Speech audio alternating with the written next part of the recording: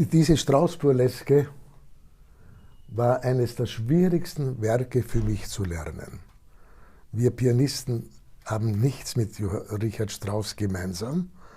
Nicht die Rhythmik, nicht die Harmonie. Für Sänger oder Streicher ist das viel leichter. Für uns Pianisten ist Richard Strauss eine fremde Welt. Es ist wie, wenn man den Mount Everest ersteigt, aber wenn man dann oben ist, wenn man das Ziel erreicht hat, wird es plötzlich eine große Liebe. Und es ist einer meiner liebsten Stücke. Und ich habe nachgeschaut in meinem Archiv. Ich spiele jetzt in Berlin jetzt mit Wladimir Jurowski und dem RSB-Orchester zum 80. Mal. Diese Burleske zum 80. Mal.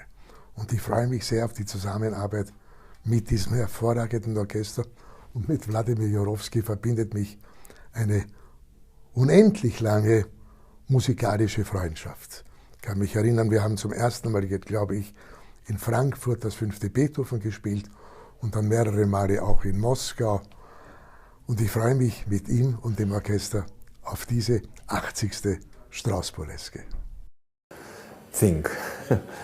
And there was a great tradition of concerts. All the great pianists went to South America in the early 20s, and you know, if you see this story of Brazilian theater, you can see Horowitz, Paderewski, you know, Hoffman, all these people, Friedman.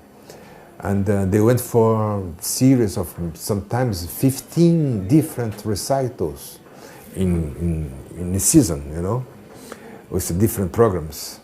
So, and also we had very good school, the country, that you speak Portuguese.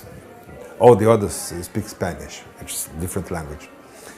And Brazil, it's the only, as it was colonized by Portuguese, they mixed with the local Indians, you know, and they bought Negroes from Africa.